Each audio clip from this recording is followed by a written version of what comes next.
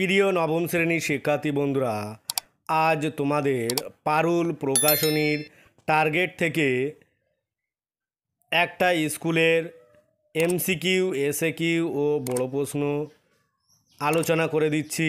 এর আগেও তোমাদের 4টে স্কুল আলোচনা করে দেওয়া আছে। তোমরা যারা এখনও দেখোনি তারা প্লে লিস্টে গিয়ে দেখতে পারবে। কেবল বাংলা নয়, ইতিহাস, ভূগোল এর বিভিন্ন স্কুল থেকেও তোমাদের প্রশ্ন উত্তর সমাধান করে দেওয়া আছে। বেশ গুরুত্বপূর্ণ স্কুলগুলোই তোমাদের সলভ করে দেওয়া আছে। এগুলোই করলে তোমরা সেকেন্ড ইউনিট টেস্টের জন্য ভালো নম্বর পেতে পারবে। আজকে সেরকম একটা স্কুল নিয়ে তোমাদের সামনে আলোচনা করব। প্রথমে আসবো একের দাগ, সঠিক উত্তরটি বেছে নিয়ে লেখো। এক, এখানে 8টা থাকবে এমসিকিউ, 8টাই তোমাদের করতে হবে 8 নম্বরের। 1, কেশবতী কন্যা যেন এসেছে, কোথায় এসেছে? উত্তর গ, আকাশে। 2, মিস্টার স্টাডির চিঠিটি ছিল, উত্তর খ, বড় শুষ্ক ও প্রাণহীন। 3, রাধারানী দ্বার খুলে দেখতে পেল, উত্তর ঘ, পোড়ার মুখো কাপড়ে মিনসেকে। 4, করবাসকে উদ্ধারের জন্য প্রফেসর শঙ্কুর সঙ্গে 2জন সশস্ত্র পুলিশ গিয়েছিলেন, দুজনের মধ্যে একজন পুলিশের নাম, উত্তর খ, করেরাস। 5, রোদ্দুর শব্দটির উৎস, উত্তর খ, অর্ধতৎসম। 6, তাজমহল এক অত্যাশ্চর্য সৌধ, রেখাঙ্কিত পথটি যে জাতীয় বিশেষ্যের উদাহরণ? তাজমহলের তলায় দাগ দেওয়া আছে, তাহলে তাজমহল কী ধরনের বিশেষ্য? উত্তর গ, সংজ্ঞাবাচক। 7, দুড়দাড় করে ইট খসে পড়ছে, এখানে রেখাঙ্কিত অব্যয়ের প্রকার হলো, উত্তর গ, ধনাত্মক। 8, নিজে খাইনে কারো যদি কাজে লাগে, এখানে নিজের তলায় দাগ আছে, এটি কোন ধরনের সর্বনাম প্রযুক্ত হয়েছে? উত্তর ক, আত্মবাচক। ভিডিওটি না টেনে শেষ পর্যন্ত দেখতে থাকো, তোমরা আরও নতুন নতুন ইম্পর্টেন্ট প্রশ্ন এই ভিডিওতে পেয়ে যাবে, যেগুলি করলে তোমরা আশা করা যায় সেকেন্ড ইউনিট টেস্টে ভালো নম্বর পেয়ে যাবে। এরকম ধরনের যে স্কুলগুলো তোমাদের করিয়ে দিচ্ছি, এগুলো তোমরা ঠিকঠাক যদি প্র্যাকটিস করে যাও তাহলে তোমরা কিন্তু ভালো নম্বর পেয়ে যাবে। তারপরে আসবো 2-এর দাগ, কম বেশি 15টি শব্দে নিচের প্রশ্নগুলির উত্তর দাও। এখানে 7টি প্রশ্ন থাকবে 1 নম্বরের, তাহলে হচ্ছে 7 নম্বর। 2-এর 1, আবহমান কবিতাটি কোন কাব্যগ্রন্থ থেকে নেওয়া হয়েছে? উত্তর অন্ধকার বারান্দা। 2, তাহার নামও নোটে লেখা আছে, কার নামের কথা এখানে বলা হয়েছে? উত্তর রাধারানী ও দাতা রুক্মিণী কুমার রায়ের। 3, তারা শ্বেতাঙ্গদের এড়িয়ে চলে, এড়িয়ে চলার কারণ কি? উত্তর ভয়ে ও ঘৃণায়। 4, বিদ্যাসাগর আরবি ফার্সি কোথায় ব্যবহার করতেন? উত্তর অসাধু রচনায়। 5, যৌগিক ধাতু কাকে বলে? উদাহরণ দাও।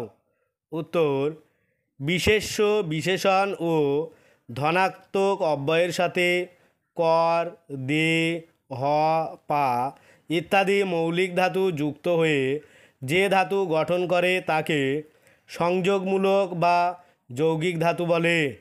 উদাহরণ পূজা কর, রাজি হ ইত্যাদি।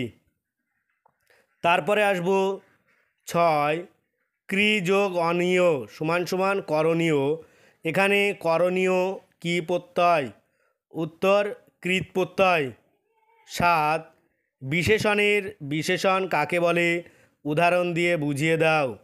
উত্তর যে পদ নাম বিশেষণ অথবা ক্রিয়া বিশেষণকে বিশেষিত করে তাকে বিশেষণের বিশেষণ বলে।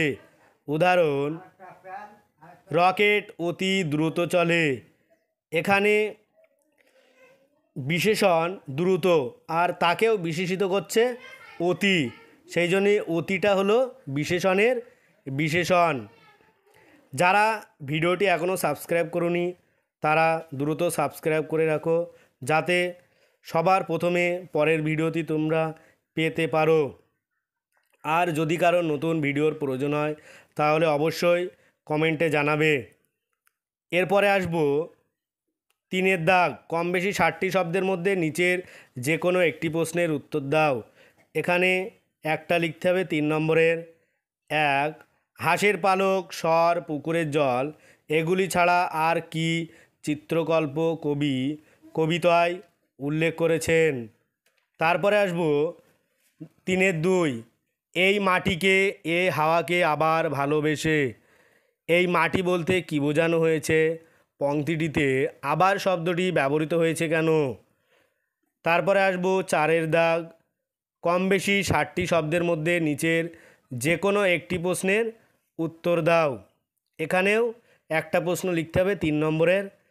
4-1, আমার দুজন বন্ধু, বক্তায় দুজন বন্ধু সম্পর্কে মিস নোবেলকে কি বলেছেন? তারপরে 2, অন্যতম প্রধান খাদ্য থেকে বঞ্চিত হব, প্রসঙ্গ উল্লেখ করে ব্যাখ্যা করো। তারপরে আসবো 5 দাগ, কম বেশি 150টি শব্দের মধ্যে নিচের যে কোনো একটি প্রশ্নের উত্তর দাও। এখানে 5 নম্বরের একটি প্রশ্নই লিখতে হবে। 1, ফুরোয় সে একগুঁয়েটার দুরন্ত পিপাসা। একগুঁয়েটা কে? তার দুরন্ত পিপাসা ফুরোয় না বলতে কী বোঝানো হয়েছে? 2, আকাশে 7টি তারা কবিতায় প্রথম স্তবকে গ্রাম বাংলার সন্ধ্যার যে ছবি ফুটে উঠেছে তা কবিতা অবলম্বনে লেখো। এই দুটো প্রশ্ন কিন্তু ভীষণ ইম্পর্টেন্ট। তারপরে আসবো 6 দাগ, কম বেশি 150টি শব্দের মধ্যে এখানেও একটি প্রশ্নের উত্তর দিতে হবে 5 নম্বরের।